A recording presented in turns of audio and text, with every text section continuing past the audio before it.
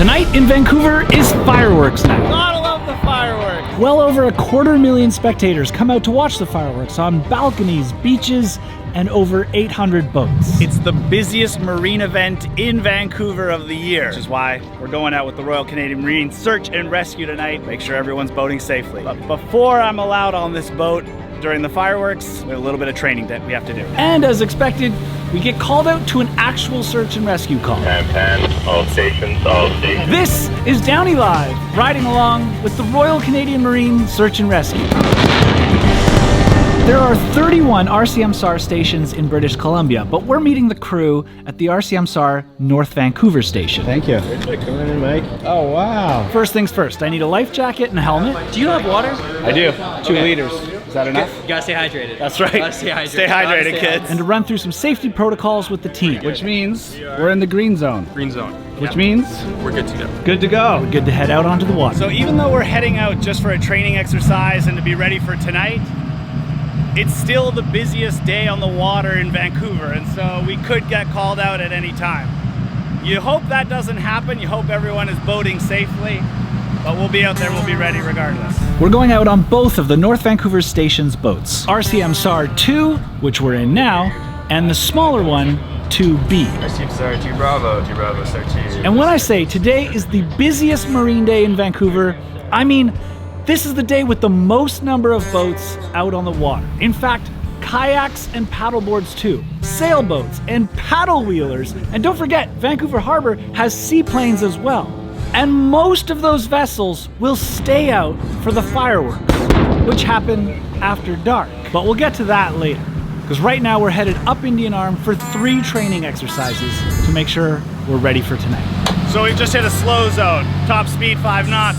Gonna bring it right down. You can already see how busy it is today. I mean, it's obviously a hot summer day, a lot of people on the water, and they're gonna stay out until this evening. I think I just saw oh no. So let's quickly get acquainted with the vessel and our equipment.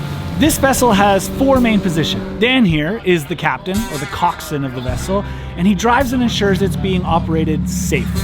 On the left, or port side, is the navigator, and Ford here has radar, GPS, and all the latest technology at his fingertips. But from here you can also operate like the thermal imaging cameras, so there's a big turret up on the roof. Wait, so and that it's touchscreen. is those people there. Is that predominantly for like foggy days? Foggy days or nighttime is actually when it comes in handy, because we can set the settings here on the FLIR called the Globo, which makes anything hot really bright white, and so when you're looking for someone's head down in the water, all you'll see is that bright white flash. Wow. It can get kind of scary at night because you'll also see all the seals pop up when you're doing searches and stuff. Wild. Then in the third seat is the radio operator.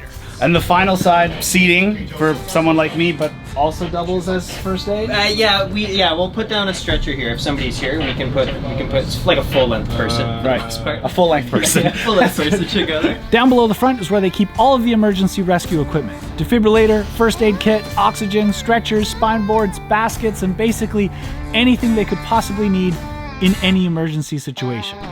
So it's such a hot, nice day, I thought I'd come onto the open air boat. So, Carlos, good to go. Let's see how this one does. Let's do this. No seats for us back here, Liz, but I think this is the fun seat.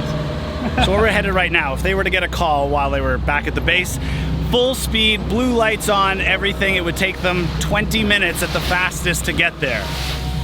Which means by the time you've arrived, stabilized someone, and get them back, that's 40 minutes to an hour of their time before they're even at a hospital. So it's really critical that they can respond as quickly as possible, but also have all of the gear they need on the boat so that they can do as much to stabilize the patient and make sure they're okay on the way back. So Liz, this is a volunteer organization. Totally. So you volunteer. Yes. Why?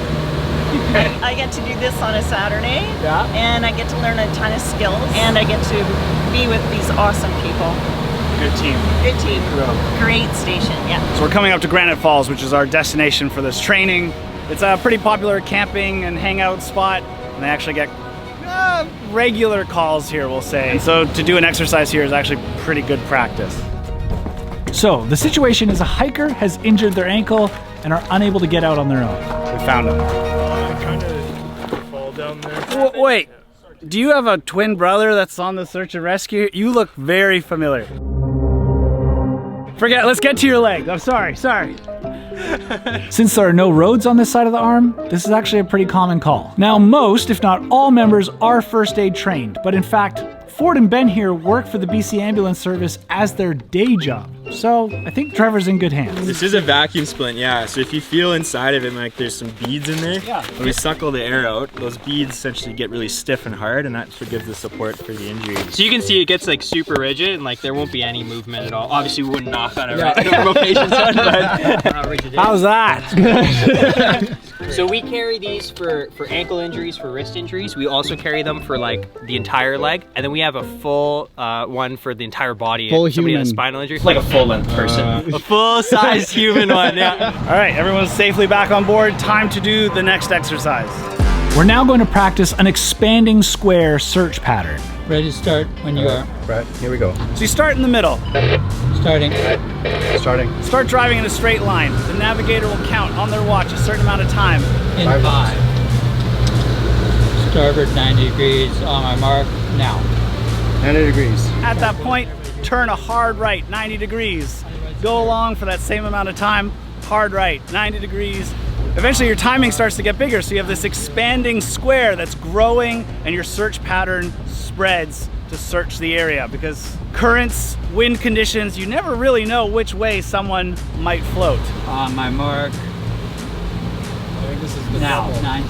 While this boat is doing the expanding square search, the other boat is searching the shoreline. And so while they're running the search pattern up front, Liz and I at the back would be on spotting duty. And spotting ahead in the water out here, it's a perfect day too, is tricky. Let alone when there are white caps or waves. Or nighttime. Or nighttime. Going for our third exercise. This one's pacing. It's just an exercise that we do to hone on our skills of operating the vessels.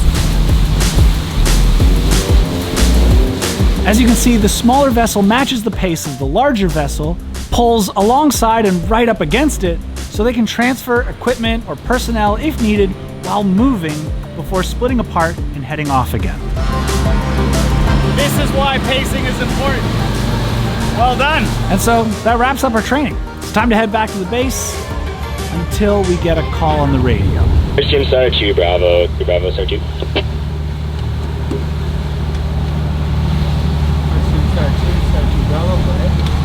We're getting an actual distress This call. is Victoria Coast Guard Radio. Victoria Coast Guard Radio. 1340 Pacific Daylight Time. The station received a report of a 31-foot vessel taking on water approximately 7 miles southwest of Thornby Island. There are a few closer stations of the RCM SAR that'll likely respond to that instead of us. So the last thing you do at the end of every shift to make sure the boat is always ready is also something I've always wanted to do. We're coming to the Chevron station in downtown. The floating gas station. I don't think I ever thought I'd say this. Gas station with the nicest view? Could be. While we're here, take a quick look at what's at a floating gas station convenience store. Oh yeah, your standard, your oils, your chips, your drinks, chocolate bars. The organization is run by volunteers. It's one thing to volunteer your time, but things like boats and fuel actually cost money. Oh, you're coming with us? Can't get rid of me. And so as we pull back into base, I get the news I've been waiting all day to hear. So Ben, how'd I do? Mike, you did good. I think you passed. And does that mean You can come out tonight. Yeah. we're going to the fireworks? He totally didn't have to say that. We're going regardless, but it feels good. So we've swapped the crew. We're gonna head out and do the fireworks. But we didn't last 30 seconds before we heard our boat name over the radio again. Yeah, Star 2, Bravo. Pan. All stations, This is Victoria Coast Guard Radio. Victoria Coast Guard Radio. Have life jackets on? 2 paddleboarders and a dog. We didn't get far. We're already being tasked to go back up Indian Arm. Here we go. There's two paddleboarders and a dog. They need some kind of assistance. We're not actually sure what. We'll go find them up here in the arm and give them a ride back to Deep Coast. Easy, hopefully. Sounds simple. Sounds simple. But on the water, you never know. We were given GPS coordinates, but by the time we're arriving, who knows where they may have floated to.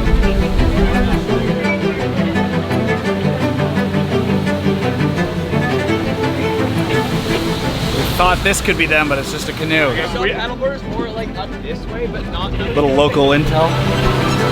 Looks like we found them.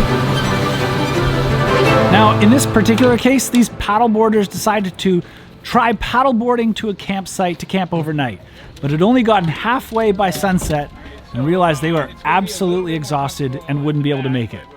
Now, luckily, they did realize this before it was too late for them, and we were actually able to come get them before dark and get them safely back to Deep Cove. Everybody's on board. Everybody's good. Most of Indian Arm is boat access only, so there aren't any other rescue options up here. All right, paddleboarders back to solid ground. Now we're back off to the fireworks. Just like the rest of Vancouver, everyone is headed to English Bay as the sun is setting, and it is a perfect night for the fireworks. And as we come around Stanley Park, we see that English Bay is already full of boats.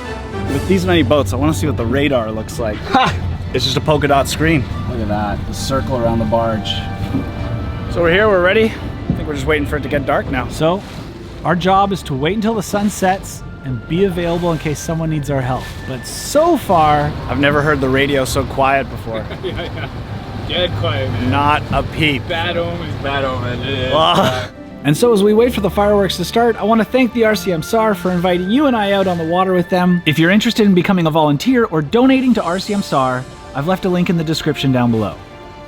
And so now, we just get to enjoy the fireworks. And hopefully everyone gets home safely afterwards. I'm Mike for DownieLive. I don't know where I'm going next, but I know I want you there with me. Oh, I was really hoping that would have worked. Oh, here we go, right on time.